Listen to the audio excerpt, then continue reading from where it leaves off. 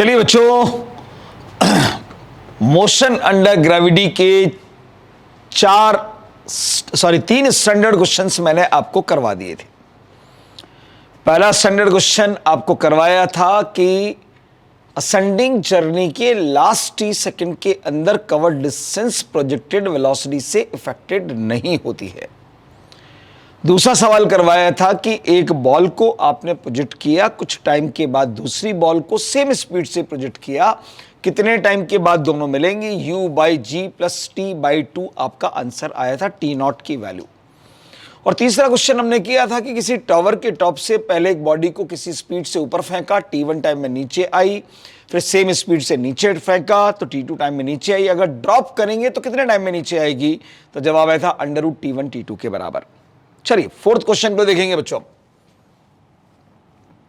Question number 4, standard 2 question बाकी अपने, फिर नेक्स्ट आर्टिकल को स्टार्ट करते हैं। क्वेश्चन नंबर 4 हमारा है बच्चों, बहुत हाइट से आपने एक बॉडी को ड्रॉप किया है बच्चों।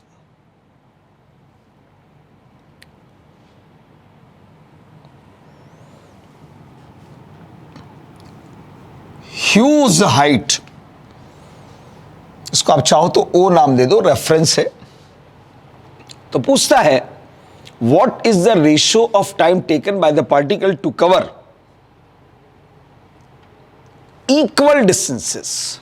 1359 नहीं है, ध्यान रखना।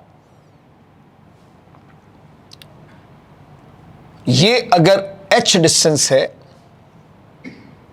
तो ये भी h है, ये भी h है।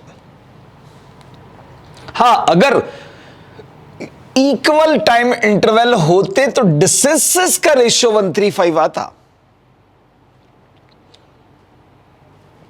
पर यहां पूछा जा रहा है कि इक्वल डिस्टेंसेस को कवर करने में टाइमिंग का रेशियो क्या होगा। यहां t1 टाइम, यहां t2 टाइम, यहां t3 टाइम। तो t1 t2 t3 का रेशियो आपको निकाल कर देना है। तो चलिए पहले पार्ट OA को पकड़ लेते हैं।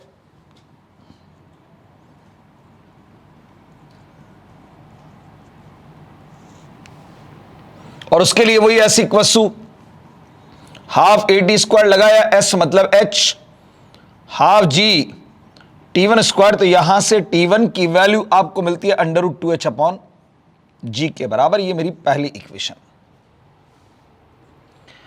अगला इंटरवल अब आपको ए बी लेना है। नहीं, इंटरवल हमेशा स्टार्टिंग पॉइंट से ही कंसीडर करना है, तो ओ से बी के लिए काम करना है। चलो for OB, for part OB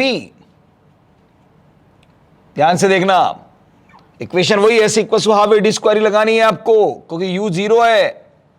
पर अब s की जगह पर क्या होगा, 2h।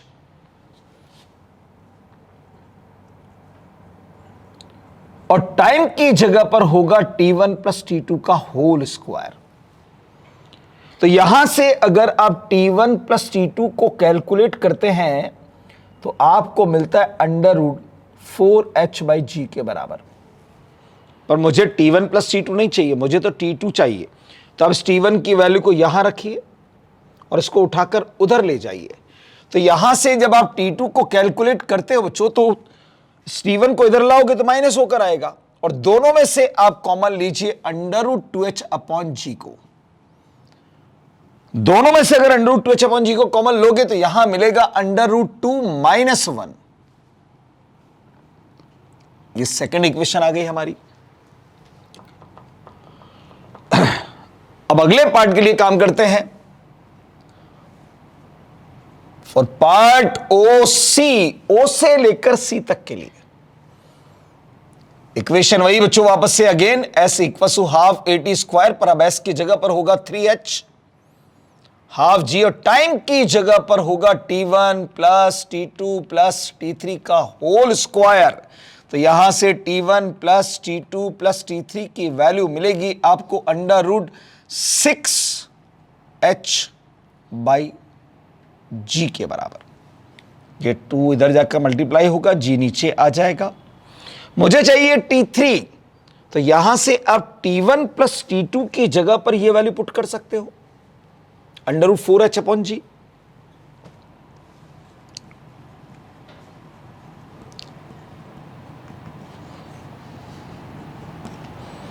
इसको उधर ले जाओ, दोनों में से आप √2h/g कॉमन लीजिएगा, या √3 बचेगा, यहां √2 बचेगा। थर्ड इक्वेशन, तीनों टाइमिंग कैलकुलेट कर लिए। अब आपको रेशो निकालना है, तो T1 is to T2 is to T3। T1 की वैल्यू है √2h/g, T2 की वैल्यू है √2h/g, ब्रैकेट में √2 - 1, यहां है √2h/g, ब्रैकेट में है √3 - √2। √2h/g कॉमन लेकर हटा दीजिए, तो आपका आंसर आता है 1:2 ब्रैकेट √2 - 1 ब्रैकेट √3 - √2। ये हमारा फाइनल आंसर होगा बच्चों। ये हुआ हमारा क्वेश्चन नंबर 4। स्टैंडर्ड क्वेश्चन है ये, आपको पता होने चाहिए इनके आंसर्स। चलिए last and final question, question number 5। अभी तक जितने भी सवाल किए हैं, सभी सवाल के अंदर आपने एयर रेजिस्टेंस को नेग्लिजिबल माना है बच्चों, पर इस सवाल के अंदर अब हम एयर रेजिस्टेंस को कंसीडरेबल मानेंगे। सवाल यह है कि particle is projected vertically up from ground with velocity u, reaches at maximum height in time t1, then returns back and strike at ground with velocity v in time t2. If air resistance is considerable, then find relation between ascending time t1 and descending time t2 and projected speed u and striking speed v। ये सवाल है हमारा। तो चलो पहले हम उसका ascending motion ही consider करते हैं सिर्फ। फॉर असेंडिंग मोशन, समझिएगा बच्चों ध्यान से, असेंडिंग मोशन के लिए आप काम कर रहे हैं अभी।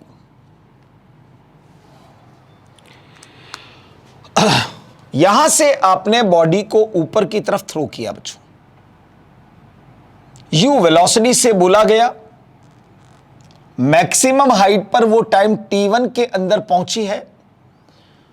मैक्सिमम हाइट का मतलब होगा v = 0। सपोज ये हाइट उसने अचीव कर ली है capital H in time t1। दिख रहा है बच्चों साफ साफ कि मोशन पहले हुआ है अपवर्ड्स। असेंडिंग मोशन कंसीडर किया है भाई, तो अपवर्ड ही हुआ होगा। मोशन ऊपर की तरफ है, पर यहां अब एयर रेजिस्टेंस को कंसीडर करने के लिए बोला गया है। तो एयर रेजिस्टेंस का काम होता है बच्चों always oppose the motion of body. तो मुझे मालूम है कि इस बॉडी का वेट mg तो वर्टिकली डाउनवर्ड लगेगा ही लगेगा, पर उसके अलावा एक रेजिस्टिंग फोर्स और लगेगा Fr, जो कि एयर रेजिस्टिंग फोर्स होगा। अगर यह कंसीडरेबल नहीं होता है तो सिर्फ mg ही काम करता है, पर अभी दोनों मिलकर नीचे की तरफ, तो दोनों मिलकर इस बॉडी के मोशन का अपोज करेंगे। और हम सबको पता है कि F net = हम लिख सकते हैं बच्चों mass into net acceleration. F = ma से यार, और क्या है। चलो भाई समझो जरा ध्यान से। F net जो बना वो कितना बना बच्चों? F net जो बना वो बनेगा Fr प्लस mg बराबर m इंटू ए नेट। अच्छा, इस नेट फोर्स की डायरेक्शन कहां होगी? डाउनवर्ड। दोनों मिलकर नीचे तो लगा रहे हैं।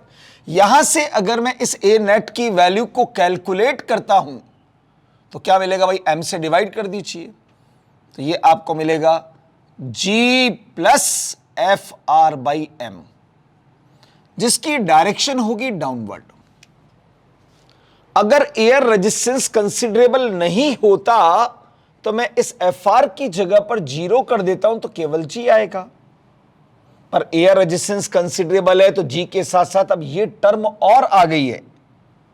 चलिए, अब जिन जिन के बीच में आपको रिलेशन निकालना है उन दोनों की वैल्यूज को आपको पहले कैलकुलेट करना पड़ेगा।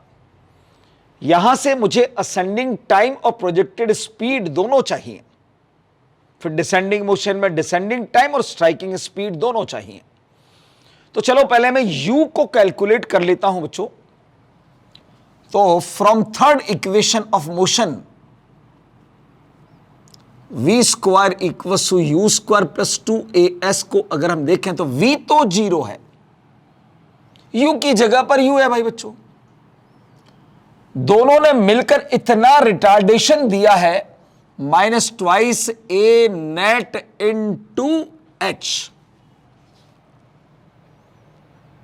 तो यहां से आपको u की वैल्यू मिलती है under root twice A net into H.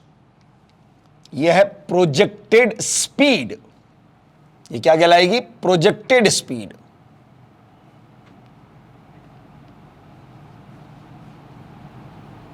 Projected speed आ गई। चलिए अब कैलकुलेट कर लेते हैं अपन असेंडिंग टाइम को भी।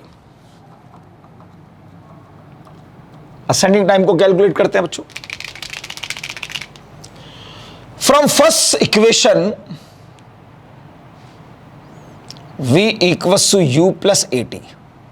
v 0 है, u की डायरेक्शन ऊपर है तो प्लस में रहेगा और a नेट नीचे है तो minus a net into T1। तो यहां से मैं अगर T1 की वैल्यू को देख रहा हूं तो u अपॉन a नेट आ जाएगा बच्चों। ये आ गया मेरा असेंडिंग टाइम।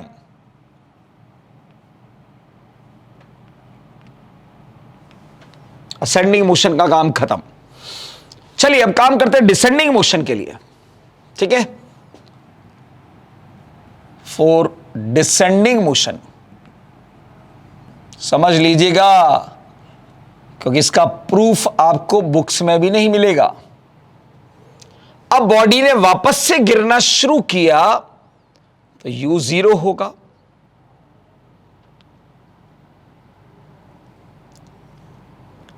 किसी ने किसी स्पीड से आकर टकरा रही है इन टाइम t2।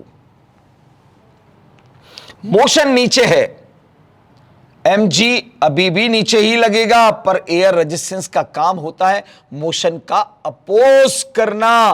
मोशन नीचे तो रेजिस्टिंग फोर्स ऊपर। पर यह अंडरस्टूड है कि बॉडी अगर नीचे आ रही होगी तो mg की वैल्यू डेफिनेटली fr से ज्यादा होगी, तभी नीचे आ पाएगी। तो यहां पर अब f नेट डैश निकाल देते हैं बच्चों। तो m इंटू ए नेट डैश कर देता हूं और f नेट डैश की वैल्यू क्या बनेगी? mg माइनस fr, क्योंकि mg बड़ा है fr से, तभी बॉडी नीचे आ पाएगी। और यहां से आप ए नेट डैश की वैल्यू निकालें तो आपको मिलता है g minus F R by M. यह भी नीचे की तरफ ही लग रहा है, क्योंकि mg की वैल्यू एफ आर से ज्यादा है तो नेट फोर्स नीचे ही मिलेगा। और यह अब काम करेगा एज ए एक्सेलरेशन। सेम तरीके से अब आप इसके लिए भी v और t2 को कैलकुलेट करेंगे सेम मेथड से। वही थर्ड इक्वेशन मोशन लगाते हैं।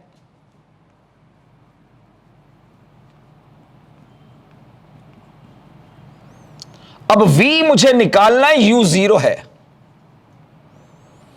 ट्वाइस यहां a net dash into H. तो v की वैल्यू आपको मिलेगी under root twice A net dash into H, और ये होगी स्ट्राइकिंग स्पीड।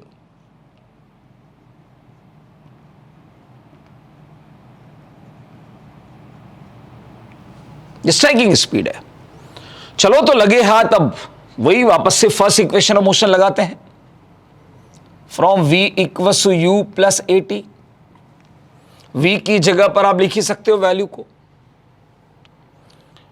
ये वाली वैल्यू। तो यहां से आप u तो 0 कर दोगे, तो ये हो गया v equals to A net dash into T2, और T2 की वैल्यू बनेगी v upon A net dash के बराबर।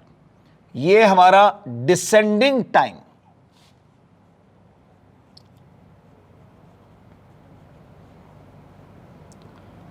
अब आपको पहला रिजल्ट निकालना है असेंडिंग और डिसेंडिंग टाइम में रिलेशन। ठीक है, अब मैं पहला रिलेशन निकालने जा रहा हूं, यहां पर अब आपको फाइनल आंसर मिलने वाले। ठीक है, चलो पहले रिलेशन में मैंने क्या किया, T1 अपॉन T2 किया बेटाओ। तो ध्यान से देखो, T1 की ये वैल्यू है और T2 की ये वैल्यू है।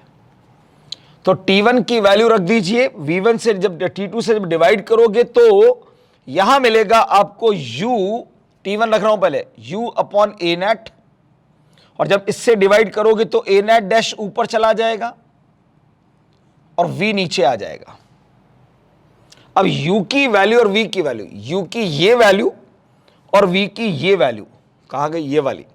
तो ध्यान से देखो, 2H कट जाएगा, 2H कट जाएगा, तो आपको जो मिलेगा वो मिलेगा U की जगह पर तो अंडरवुड ए नेट, और V की जगह पर मिलेगा अंडरवुड ए नेट डैश, क्योंकि U बाई V करोगे तो 2H से 2H कट चुका है। तो ये दोनों तो पहले मैं अलग कर देता हूं, देखो, dash net upon A net, और U बाई V से आपको मिला है ऊपर की तरफ ए नेट, नीचे की तरफ ए नेट डैश। तो T1 अपॉन T2 जो आपको मिलेगा वो होगा under root A net dash upon A net के बराबर, क्योंकि ये डिवाइडेड बाय ये करोगे तो रूट ऊपर चला जाएगा, ये डिवाइडेड बाय ये करोगे तो रूट नीचे आ जाएगा, ये आ गया। अब ए नेट डैश की वैल्यू ये रही, ध्यान से देखो, G माइनस, और ए नेट की वैल्यू ये रही, तो आपको यहां मिलेगा G minus F R by M, यहां मिलेगा G plus F R by M. नीचे का नंबर बड़ा है, ऊपर का नंबर छोटा है, तो वैल्यू 1 से कम मिलेगी आपको। इसका मतलब T1 की वैल्यू T2 से कम होगी, यानी असेंडिंग टाइम कम होगा डिसेंडिंग टाइम से, अगर एयर रेजिस्टेंस कंसीडरेबल करते हैं तो। और अगर एयर रेजिस्टेंस को नेग्लेक्ट करते हो तो ध्यान से देखो, ये टर्म 0 कर दीजिए, क्योंकि एयर रेजिस्टेंस वाली यही टर्म है, ये टर्म 0 कर दो तो रूट G बाई G1, तो T1 इक्वल्स टू T2, यानी ascending time equals to descending time. ये तो पहला रिजल्ट आ गया बच्चों। दूसरे रिजल्ट में अगर देखोगे आप, दूसरा आपको निकालना था प्रोजेक्टेड स्पीड और स्ट्राइकिंग स्पीड में रिलेशन, यानी आपको U और V में रिजल्ट निकालना है, तो इन दोनों का रेशियो निकाल दो। ये रहा U, ये रहा V, दोनों से डिवाइड करोगे, रूट 2H से रूट 2H कटेगा, और आपको मिलेगा Underwood A net upon A net dash. यार ये तो उल्टा हो गया, मतलब ग्रेटर देन 1, तो U की वैल्यू V से ज्यादा होगी, यानी प्रोजेक्टेड स्पीड ज्यादा होगी, स्ट्राइकिंग स्पीड कम होगी। ये दोनों में से कोई भी बात आपसे पूछ सकता है। एयर रेजिस्टेंस कंसीडरेबल है, तो ध्यान रखना है, ऊपर जाने में टाइम कम लगता है, नीचे आने में टाइम ज्यादा लगता है, पर फेंकने वाली स्पीड, प्रोजेक्टेड स्पीड ज्यादा होती है स्ट्राइकिंग स्पीड से। ठीक है, चलिए, ये मोशन अंडर ग्रेविटी के 5 स्टैंडर्ड क्वेश्चंस मैंने आपको करा दिए बच्चों, और अब स्टार्ट करते हैं हम हमारा नया article, graphical section in kinematics. ठीक है, चलिए स्टार्ट करते हैं। चलिए बच्चों, तो स्टार्ट करते हैं। नेक्स्ट आर्टिकल हमारा आर्टिकल नंबर 7, जिसका नाम है ग्राफिकल सेक्शन।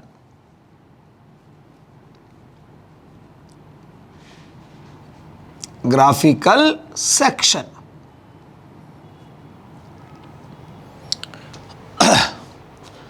बेसिक मैथ्स की क्लास में बच्चों आपने जर्नल ग्राफ्स को बनाना सीखा होगा। तो आपको यह तो पता चल ही गया है भाई कि ग्राफ है क्या चीज। एक्चुअली में ग्राफ को हमेशा दो फिजिकल क्वांटिटीज के बीच में ही प्लॉट किया जाता है। मैं फिजिक्स की लैंग्वेज के अकॉर्डिंग बोल रहा हूं, या कह लीजिए दो एक्सिस के बीच में प्लॉट किया जाता है।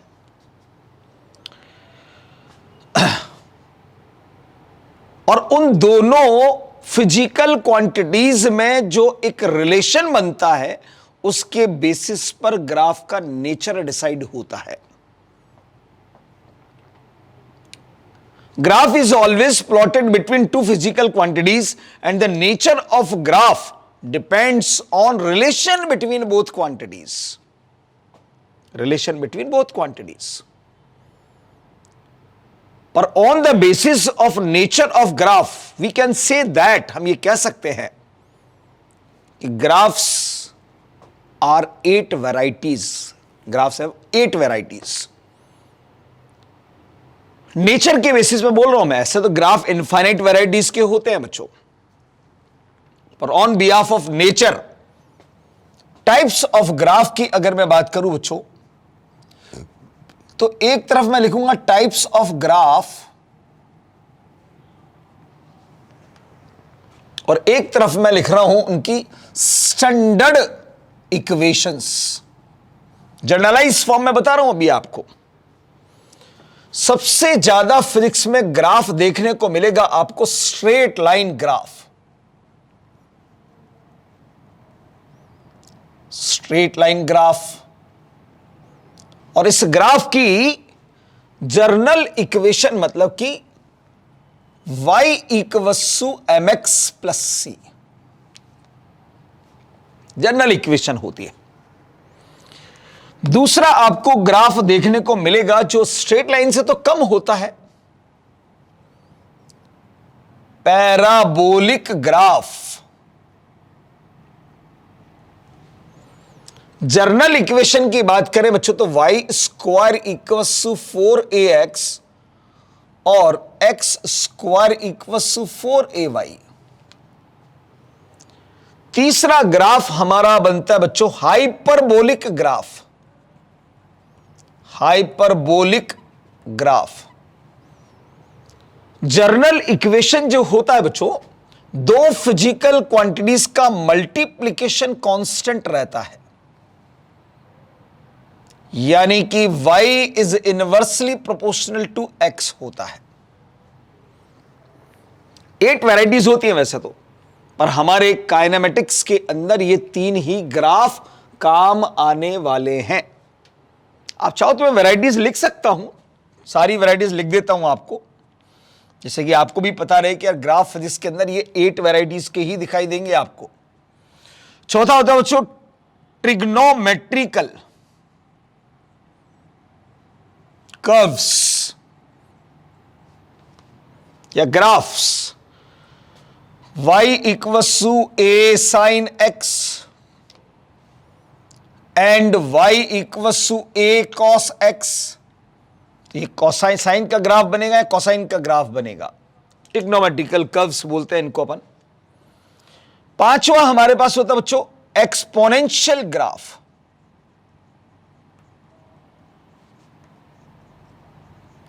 एक्सपोनेंशियल ग्राफ, यहां की standard equation y equals to a into E की पावर x या y equals to a into E की पावर माइनस x। ये एक्सपोनेंशियल रिलेशन है। जनरली ये आपको रेडियो एक्टिविटी के अंदर देखने को मिलेंगे बच्चों ज्यादातर ग्राफ, या फिर आपके पास 12th क्लास के अंदर जब आप LCR सर्किट पढ़ते हो तो आपको वहां पर हेल्महोल्ट्ज चार्ज डिके इक्वेशन और हेल्महोल्ट्ज करंट डिके इक्वेशन मिलती है। वो एक्सपोनेंशियल फॉर्म के अंदर ही होती है बच्चों। 6 नंबर पर हमारे पास होता है बच्चों logarithmic graph.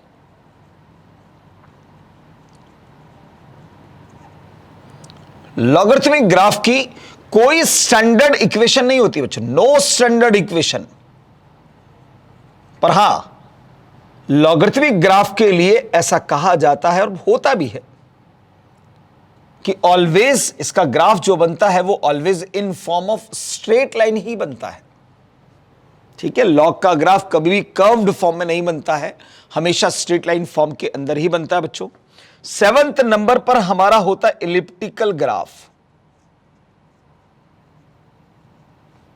Elliptical graph X square upon A square plus Y square upon B square is equal to 1, ये इलिप्स की जर्नल इक्वेशन है। और 8th नंबर पर हमारा होता है बच्चों सर्कुलर ग्राफ। सर्कुलर ग्राफ, और इसकी स्टैंडर्ड इक्वेशन होती है बच्चों X square plus Y square equal to R square. ऐसे ये 8 वैरायटीज के ग्राफ ही केवल फिजिक्स में देखने को आपको मिलते हैं on behalf of nature of graph. वैसे ग्राफ इनफाइनाइट वैरायटीज कोई पूछ ले आपसे ग्राफ कितने वैरायटी के होते हैं, तो ये मत कह देना कि 8 वैरायटी के होते हैं।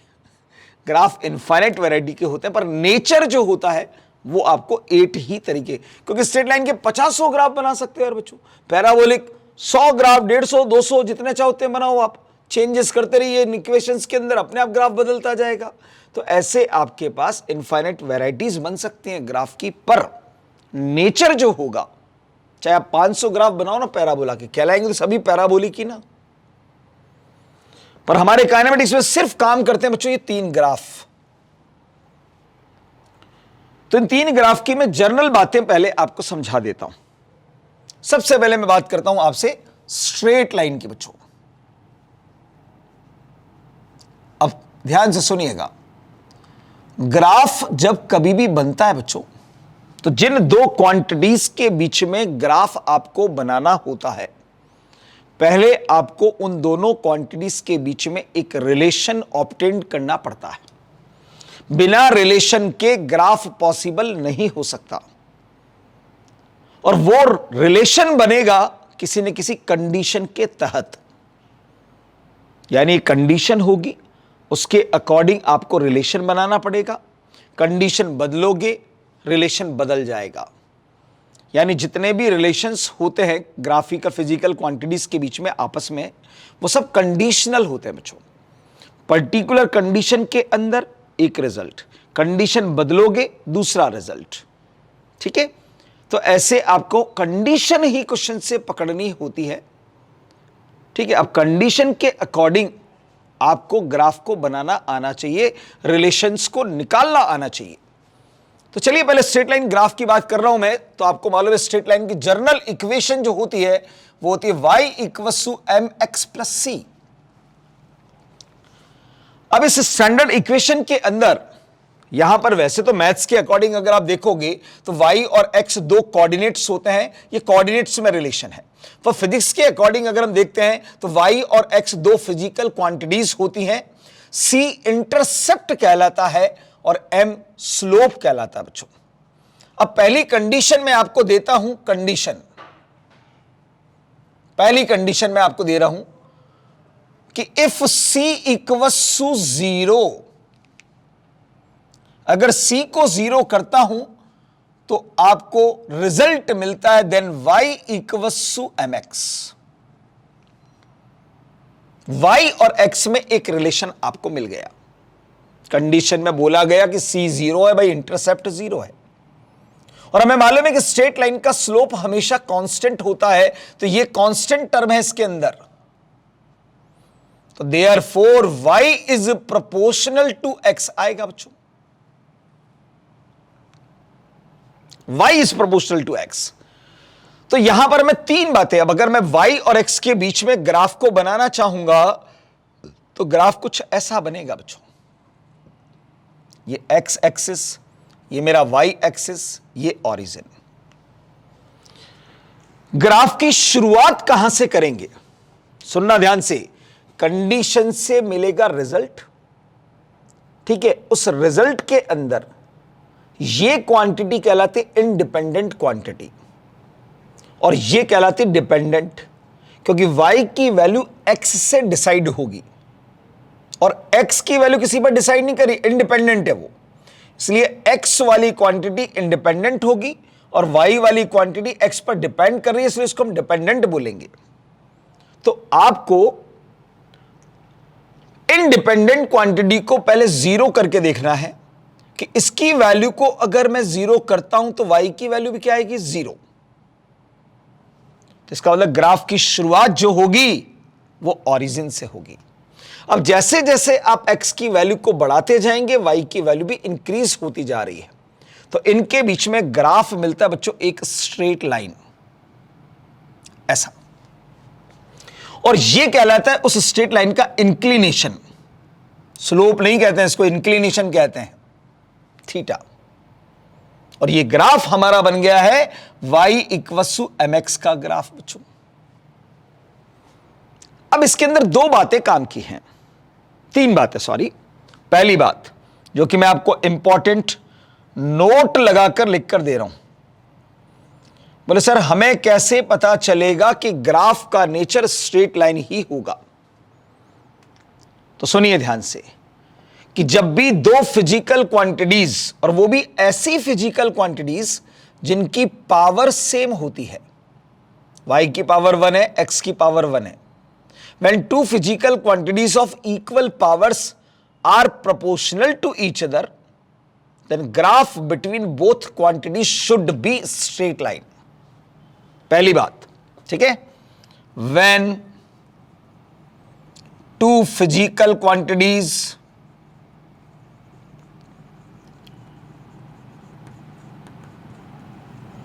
of equal powers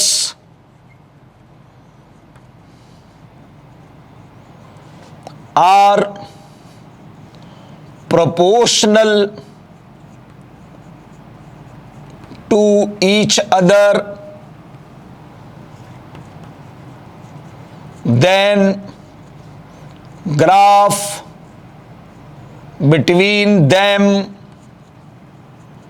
will be straight line।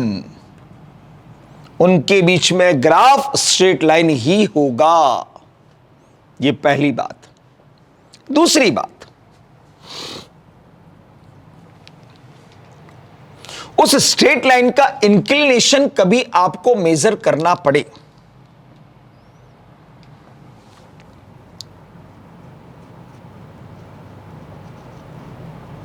inclination of straight line graph is always measured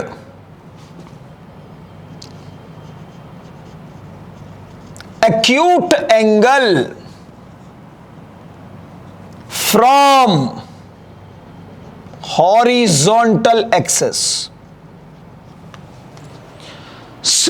कोई भी ग्राफ स्ट्रेट लाइन अगर है तो उसका इंक्लिनेशन जब कभी भी आपको मेजर करना हो तो आप हमेशा उसको मेजर करेंगे एक्यूट एंगल, ऑब्ट्यूस नहीं करना है आपको, एक्यूट ही करना है और हॉरिजॉन्टल से ही करना है।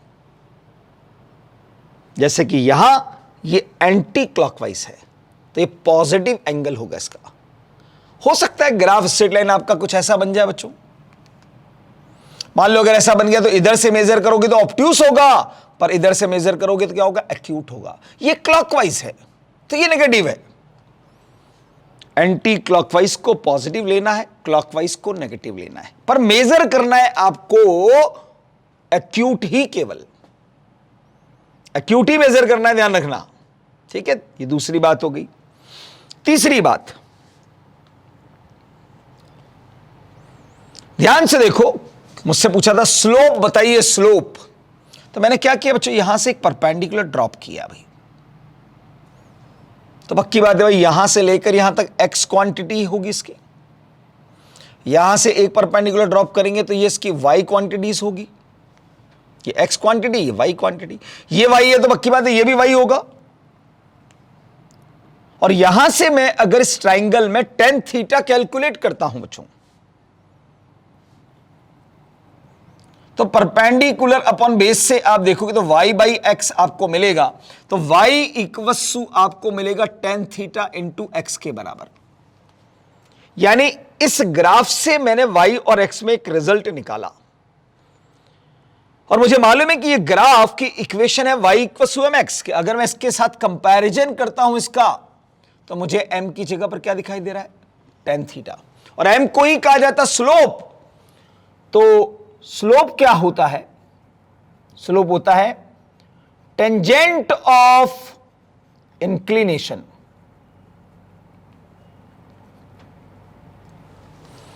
टेन थीटा को बोलते हैं टेंजेंट ऑफ इंक्लिनेशन। इंक्लिनेशन है थीटा, उसका ये क्या, tangent. Tangent of inclination is called slope. तो टेन थीटा की वैल्यू y बाई एक्स के बराबर होगी, मतलब y physical quantity upon x physical quantity equal to tan theta हो जाएगा। स्लोप की वैल्यू वहां से निकल कर आ जाती है। तो स्ट्रेट लाइन के पहली कंडीशन के अकॉर्डिंग आपको ये तीन इंपॉर्टेंट बातें मिल गई बच्चों, ठीक है। अब स्ट्रेट लाइन की दूसरी कंडीशन के लिए अपन काम करने जा रहे हैं। ये पहली कंडीशन मैंने आपके सामने ली है, जिसमें इंटरसेप्ट जीरो लिया है, और जब भी इंटरसेप्ट जीरो होता है तो x की वैल्यू जीरो पुट करने पर y जीरो ही आएगा, यानी ग्राफ पासिंग थ्रू ओरिजिन बनेगा। जब भी इंटरसेप्ट जीरो होगा, straight line graph passing through origin होगा, ठीक है।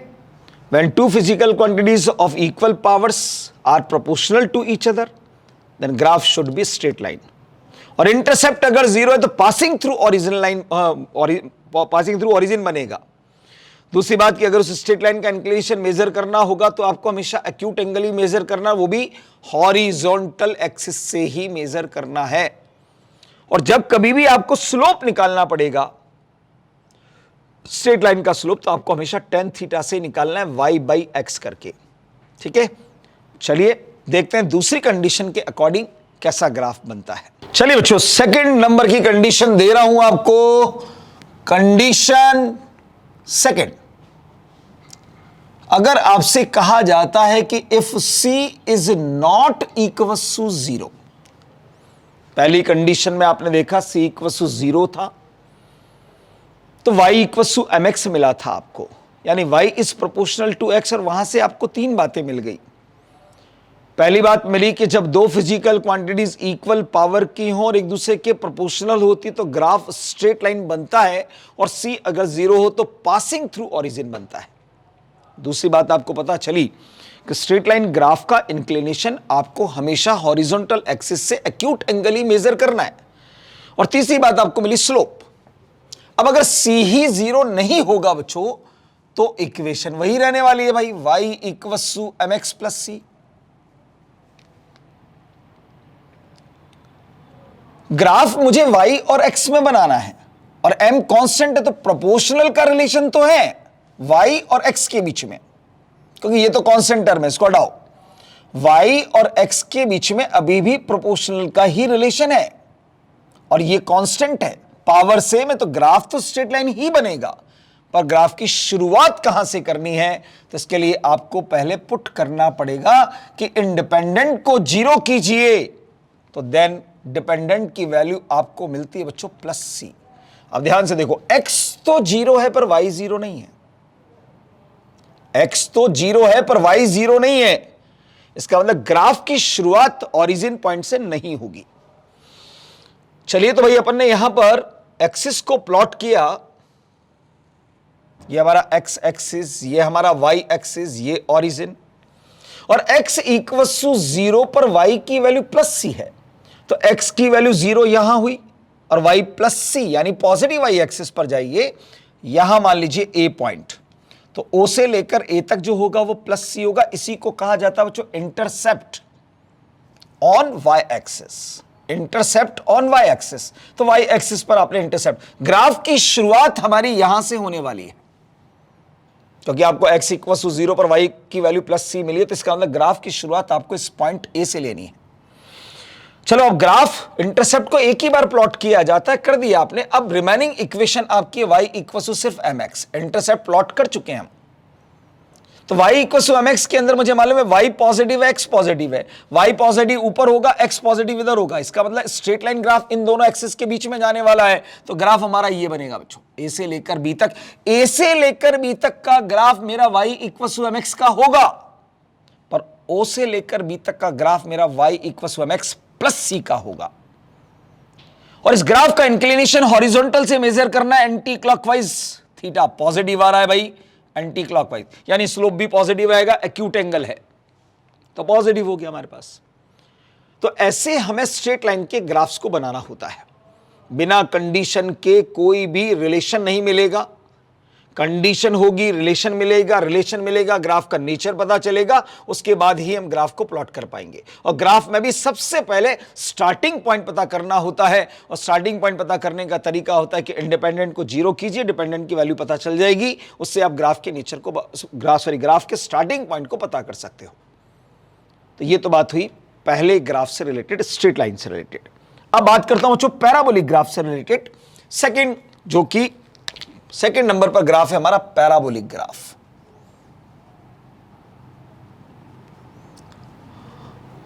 पैराबोलिक ग्राफ समझिएगा, पैराबोला की standard equation y square equals to 4ax और x square equals to 4ay। इस इक्वेशन के अंदर बच्चों 4a जो है वो कांस्टेंट टर्म है, यहां पर भी 4a जो है वो कांस्टेंट टर्म है। तो यहां से दिखा मुझे कि y square is proportional to x बनेगा, और यहां से दिखा मुझे x square is proportional to y।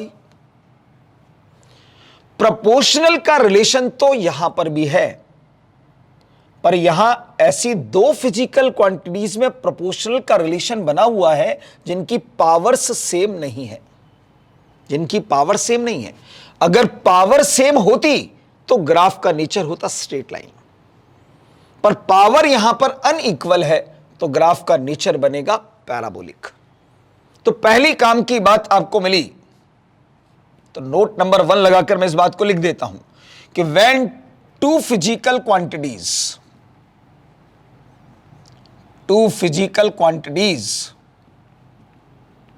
Of unequal powers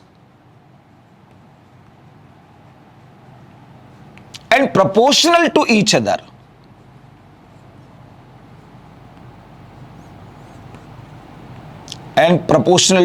other, then graph should be parabolic। जब भी दो फिजिकल क्वांटिटीज की पावर अनइक्वल हो और वो एक दूसरे के प्रोपोर्शनल हो तो ग्राफ हमेशा बनता है बच्चों पैराबोलिक। कहीं पर भी कोई भी दो फिजिकल क्वांटिटीज के बीच में आपको अगर रिलेशन इस प्रकार का मिलता है कि पावर अनइक्वल हो और एक दूसरे के प्रोपोर्शनल हो, तो आप वहां पर ग्राफ का नेचर पता चल जाता है आपको कि पैराबोलिक होता है। पर प्रॉब्लम यह है कि पैराबोला भी दो तरीके का बनता है बच्चों, एक सिमेट्रिकल पैराबोला बनता है और एक अनसिमेट्रिकल पैराबोला बनता है। अब सिमेट्रिकल कब बनेगा और अनसिमेट्रिकल कब बनेगा यह भी समझ लीजिएगा। सेकंड बात मैं बताने जा रहा हूं, ध्यान से समझिएगा। सिमेट्रिकल कब बनता है बच्चों और सिमेट्रिकल का मतलब क्या होता है यह समझ लीजिएगा। सिमेट्रिकल तब बनेगा जब फिजिकल क्वांटिटीज की पावर्स का रेशो 1:2 या 2:1 की फॉर्म में होगा तो सिमेट्रिकल पैराबोलिक ग्राफ बनेगा, अदरवाइज अनसिमेट्रिकल पैराबोलिक ग्राफ ही बनता है। दोनों फिजिकल क्वांटिटीज की पावर का रेशो 1:2 या 2:1 की फॉर्म में अगर है तो ग्राफ का नेचर सिमेट्रिकल पैराबोलिक होगा, और 1:2 या 2:1 के अलावा कोई भी दूसरा रेशो अगर आता है तो फिर अनसिमेट्रिकल पैराबोलिक ही ग्राफ बनता है। When ratio of powers of both quantities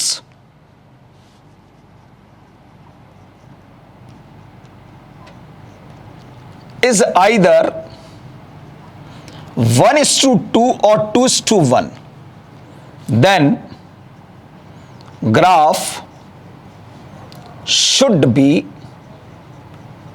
symmetrical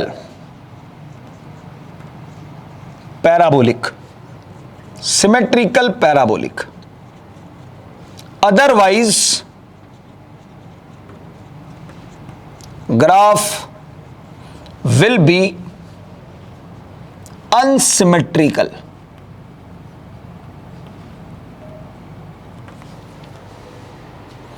symmetrical का मतलब ये होता है बच्चों,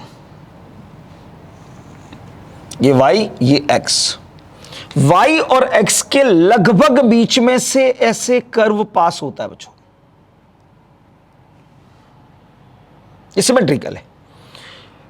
पर अनसिमेट्रिकल के अंदर या तो वो x एक्सिस के क्लोज होता है या y एक्सिस के क्लोज होता है, ऐसे। ये अनसिमेट्रिकल है। ये तभी होगा जब पावर्स का रेशियो 1:2 या 2:1 नहीं होगा। है पैराबोलिक दोनों, ये भी पैराबोलिक है, ये भी पैराबोलिक है, पर ये सिमेट्रिकल पैराबोला है, ये अनसिमेट्रिकल पैराबोला। प्रॉब्लम क्या है, तीसरी काम की बात समझेंगे। बोले सर हमें कैसे पता चलेगा कि ये पैराबोला केवल y एक्सिस की तरफ ही टिल्ट होगा या x एक्सिस की तरफ टिल्ट होगा, हमें कैसे पता चलेगा? तो इन जनरल बात मैं कर रहा हूं, इन जनरल 100% करेक्ट नहीं है, ध्यान रखना। इन जनरल मतलब मोस्ट ऑफ दी कंडीशंस में 99% कंडीशन में आपको ऐसा मिलेगा। 1% क्वेश्चंस कुछ ऐसे मिलेंगे जिनमें जो मैं बताऊंगा उसका अपोजिट मिलेगा आपको। Generally parabolic graph is tilted towards axis which have less power. दोनों फिजिकल क्वांटिटीज में से जिसकी पावर लेस है उस एक्सिस की तरफ टिल्ट होगा। जैसे आपसे कहा जाए, एग्जाम्पल दे रहा हूं, s = ½ a t², u 0 है, इनिशियल वेलोसिटी 0 है, तो ये a/2 एक कांस्टेंट टर्म है, तो s is proportional to t² होगा। रिलेशन आया, पैराबोलिक बनेगा, वो भी सिमेट्रिकल बनेगा, क्योंकि s की पावर 1 है, t की पावर 2 है, तो 1:2 का ग्राफ बनने वाला है। पर ग्राफ टाइम एक्सिस की तरफ टिल्टेड होगा या डिस्प्लेसमेंट एक्सिस की तरफ टिल्टेड होगा? तो भैया जिसकी पावर कम होना उसकी तरफ टिल्टेड कर दीजिएगा। तो ग्राफ का नेचर कुछ ऐसा बनेगा बच्चों, यानी parabolic graph is tilted towards that axis which have less power. ठीक है, parabolic graph is tilted that axis which have less power. जिसकी पावर कम होगी उस एक्सिस की तरफ टिल्टेड होगा। तो पैराबोलिक ग्राफ के अंदर सिर्फ ये 3 बातें आपको ध्यान रखनी है बच्चों। पहली बात कि दो फिजिकल क्वांटिटीज की पावर अगर अनइक्वल है, प्रोपोर्शनल के रिलेशन से रिलेटेड है, तो उनके बीच में ग्राफ पैराबोलिक बनता है। दूसरी बात, पैराबोलिक में भी कैसा बनेगा, सिमेट्रिकल बनेगा या अनसिमेट्रिकल बनेगा। तो आप दोनों फिजिकल क्वांटिटीज की पावर का रेशो देखिएगा, वो रेशो अगर 1:2 या 2:1 की फॉर्म में हो तो सिमेट्रिकल पैराबोला बनता है, अदरवाइज अनसिमेट्रिकल पैराबोला बनेगा। और इन जनरल, यहां मैं इन जनरल जरूर लिखूंगा, इन जनरल पैराबोलिक ग्राफ जो होता है वो उस एक्सिस की तरफ टिल्ट होगा जिसकी पावर कम होगी। जैसे यहां डिस्प्लेसमेंट एक्सिस y एक्सिस पर है, टाइम x एक्सिस पर, और डिस्प्लेसमेंट की पावर कम है तो डिस्प्लेसमेंट एक्सिस की तरफ टिल्ट हो गया। अगर मान लो ये उल्टा रिलेशन होता कि टाइम की पावर कम होती तो ग्राफ ऐसे नहीं बनता, ऐसे बनता। जैसे कि यहां पर मैं अगर y और x के बीच में अगर ग्राफ बनाना चाहूं, मान लो इस रिलेशन का, तो कैसे बनेगा? ध्यान से देखो,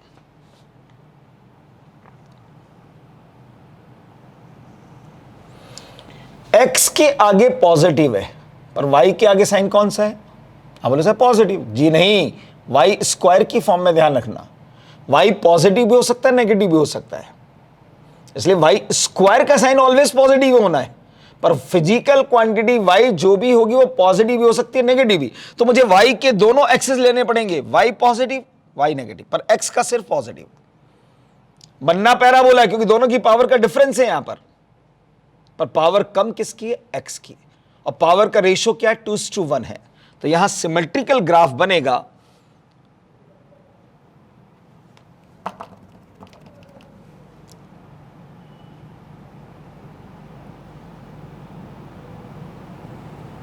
ऐसा। अगर आप इसके लिए कैलकुलेट करोगे तो यहां भी सिमेट्रिकल बनेगा, पर यहां x के दोनों एक्सिस बनाने पड़ेंगे। इस ग्राफ को मैं यहां बता देता हूं इस जगह पर, ठीक है, ध्यान से देखिएगा। x के दोनों एक्सिस आपको बनाने पड़ेंगे, पॉजिटिव x, नेगेटिव x, और y का सिर्फ पॉजिटिव y होगा, क्योंकि y के आगे साइन पॉजिटिव है, x का साइन मैं आइडेंटिफाई नहीं कर पा रहा हूं क्योंकि वो स्क्वायर है। तो यहां पॉजिटिव भी हो सकता है, नेगेटिव भी हो सकता है, इसलिए x के दोनों एक्सिस बना दिए। पावर किसकी कम है बेटा, y की पावर कम है, तो टिल्टेड टुवर्ड्स y एक्सिस। तो आपको सिमेट्रिकल पैराबोलिक ग्राफ मिलेगा टिल्टेड टुवर्ड्स y एक्सिस, ऐसा ग्राफ बनेगा। क्लियर होगी बात? ये होगी बात सिमेट्रिकल पैराबोला की। चलिए एक लास्ट हाइपरबोलिक ग्राफ और समझाना है मुझे, छोटा सा ग्राफ है हाइपरबोलिक ग्राफ। चलिए बच्चों, तीसरे नंबर का ग्राफ हमारा आता है hyperbolic graph.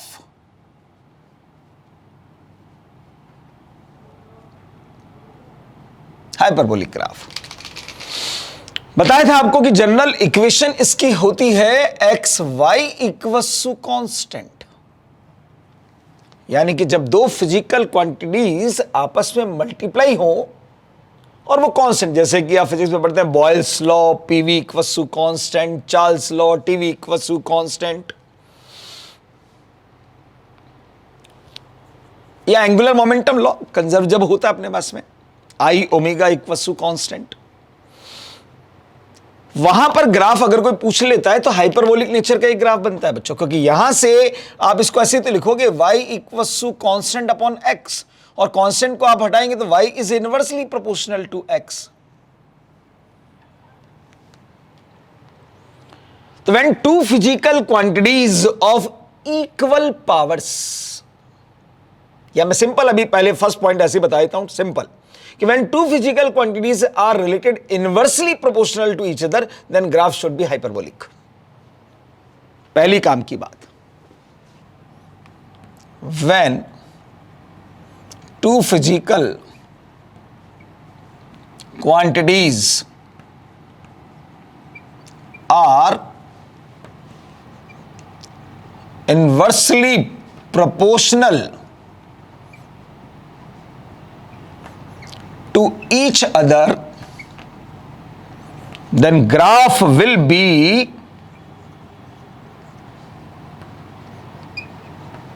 hyperbolic. Hyperbolic nature का ग्राफ बनने वाला है। पर हाइपरबोलिक के अंदर भी बच्चों दो नेचर होते हैं, एक होता है रेक्टेंगुलर हाइपरबोलिक और एक होता है सिंपल हाइपरबोलिक। रेक्टेंगुलर हाइपरबोलिक कब बनेगा और हाइपरबोलिक कब बनेगा, ठीक है, समझिएगा ध्यान से। If both quantities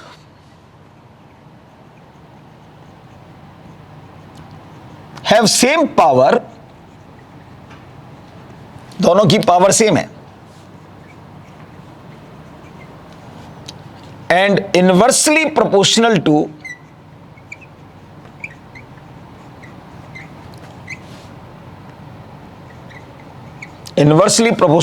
each other, then graph will be rectangular hyperbolic। क्या मतलब इसका, रेक्टेंगुलर हाइपरबोलिक कैसे बनता है देखो। क्यों इसका नाम रेक्टेंगुलर हाइपरबोलिक रखा गया, यह समझाने की कोशिश कर रहा हूं। रिलेशन आपके पास में बच्चों y is inversely proportional to x। Graph की शुरुआत अगर आपको पता करनी है तो मैंने आपसे कहा था कि इंडिपेंडेंट को जीरो करो तो डिपेंडेंट इनफाइनाइट मिलता है। y equal to 1/x, x की जगह 0 तो 1/0 कितना होता है भाई? इनफाइनाइट होता है। इसका मतलब है ग्राफ y एक्सिस के पैरेलल से शुरुआत होगी, y एक्सिस को कहीं कट नहीं करेगा वो। पर अगर x की वैल्यू इनफाइनाइट कर दोगे तो y की वैल्यू 0 होगी। इसका मतलब ये x एक्सिस के पैरेलल ही ग्राफ जाएगा। अब इन दोनों पैरेलल लाइंस को एक कर्व्ड लाइन से आपको ज्वाइन करना है, वो भी ऐसे।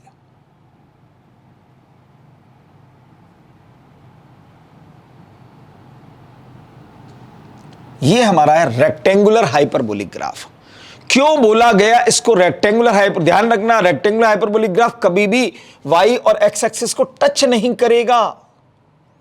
पैरेलल से स्टार्ट होगा, पैरेलल पर ही खत्म होगा, कभी टच नहीं करेगा। पर इसको रेक्टेंगुलर हाइपरबोला क्यों बोला गया बच्चों? तो एक रेक्टेंगल आप सब जानते होंगे यार, रेक्टेंगल, ये रेक्टेंगल मैंने बनाया। अब अगर ध्यान से देखो, मैं इस रेक्टेंगल की जो कॉर्नर्स आपको दिख रहे हैं, अगर इनको कर्व्ड कर दूं बच्चों ऐसे,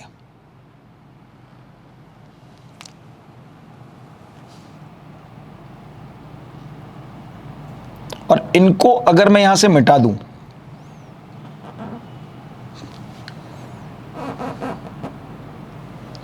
तो भी सामने से देखने पर तो आपको ये रेक्टेंगल ही दिखाई देगा ना।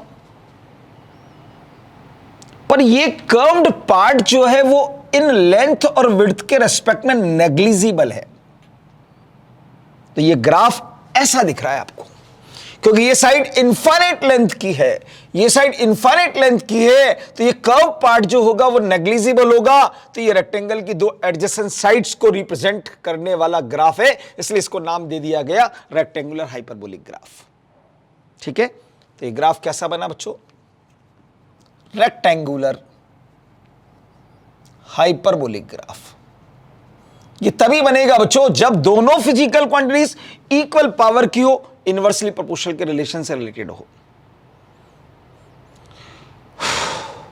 पर अगर पावर्स अनइक्वल है और इनवर्सली प्रोपोर्शनल के रिलेशन से रिलेटेड है, पावर अनइक्वल है, सेम पावर नहीं है, अनइक्वल है। जैसे मान लो आपको दे दिया जाए force is inversely proportional to R square.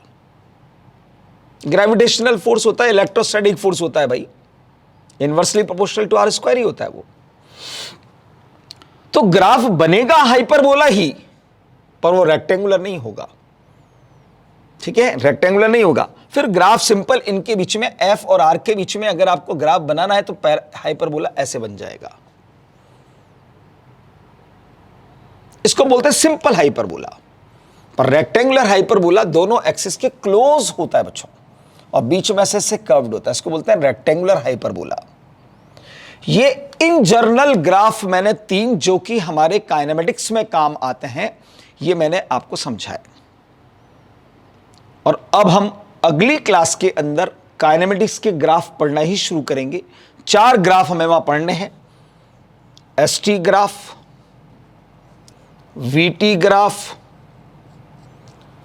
Eighty graph और VS graph. Displacement time graph, velocity time graph, acceleration time graph, velocity displacement graph. यही 4 ग्राफ हमारे काइनेमेटिक्स के अंदर बनते हैं। इनके नेचर को समझना है, इनका स्लोप क्या बताएगा, इंक्लिनेशन क्या बताएगा, एरिया क्या बताएगा, ये सब चीजें हमें डिटेल के अंदर डिस्कस करनी है। क्योंकि जो सवाल आपने इक्वेशन ऑफ मोशन के अंदर कुछ बड़े बड़े सवाल हुए हैं हमारे, जैसे कि रॉकेट वाला सवाल मोशन अंडर ग्रेविटी में किया, पर अगर आपको फिजिकल क्वांटिटीज में ग्राफ बनाना आता था तो उसको सॉल्व करने की जरूरत ही नहीं थी यार, क्योंकि ग्राफ में हमें सिर्फ 2 ही चीज ढंग से कैलकुलेट करनी आनी चाहिए, एक तो एरिया निकालना और एक स्लोप निकालना। अगर ये दोनों चीजें हमें बहुत अच्छे से आती है तो हम बड़े से बड़े सवाल को सिर्फ ग्राफ बनाकर ही सॉल्व कर सकते हैं बच्चों। और कैलकुलेशन के नाम पर कुछ नहीं करना होता, या तो एरिया कैलकुलेट करना होता है या फिर स्लोप कैलकुलेट करना होता है। तो चलिए वो अगली क्लास के अंदर उसमें चर्चा करेंगे डिटेल। तब तक मुस्कुराते रहिए, मेहनत करते रहिए और सवालों का अभ्यास करते रहिए। खुश रहिए। Thank you so much.